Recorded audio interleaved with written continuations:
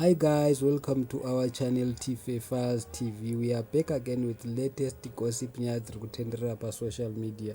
Shashl azoitawo yake audio achipindura zvese zviri kuitika. Munongoziva mega kuti pane picture raLevels asina kupfeka nevidhiyo iri kunzi yabuda iri kutenderera pasocial media vachiita lula Shashl naLevels. Asi Shashl ataura paaudio yachona akati Levels is abusing me, anondirova each and every time kana ndisina kupindura foni anondishauta. Anyora kuti Levels is abusive, he will beat me up or shout at me if I don't reply her calls. Levels leaked all this as a revenge. Ari kudedzera kuti Levels ndiye ari kulikisa zvese izvo, ari kuita iri revenge. Zvikanzi mukoma Levels ari kurambwa. Levels is trying to hack my account, ndozvataurwa naShashi.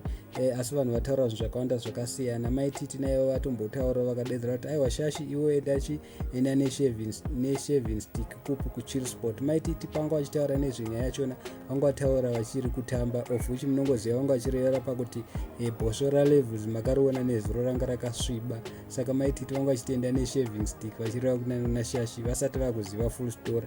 Asi sezvo vakuziva kuti Shashi ataurawo yake statement paaudio achitaura kuti ndinorohwa, ndinoabuswa, ari kuramba kubvuma kurambwa. Saka Mai Titi naivo vazoendawo vakanonyorawo pafacebook pavo vakati aiwa Levels uri wrong, zvawaita zvazvibvumirwe, kana munhu asingatya kuti haachakudi siyana naye. Mai Titi vakadedzera ndo staira remaghetto youth. Maghetto youth anonetsera ipapo kana akarambwa ane akuda kuita iye inonzi fix and supply, ndozvataurwa naMai Titi vachiti nezvimwana iye ane stress. Asi varipo vanhu vataurawo zvinhu zvakawanda vakati kurambwa kusvika papoint yekuita such action just messed up.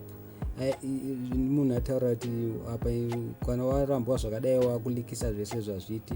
Mumwe akati waifa ikaita disconnect search, imwe vanhu vadedzera kuti kana wakarambwa siyana nemunhu tsvage mumwe munhu. Vamwe vati this is said, be strong girl. Vamwe vati this dude should accept kurambwa. Macontacts agara anongo terminatwa. Kubvunza ingwani Cristiano Ronaldo naye contract yake yakaterminatwa. Vamwe vati sorry Shashl, you had to go through all this abuse. I am proud of you. Thank you so much guys. Don't forget to subscribe.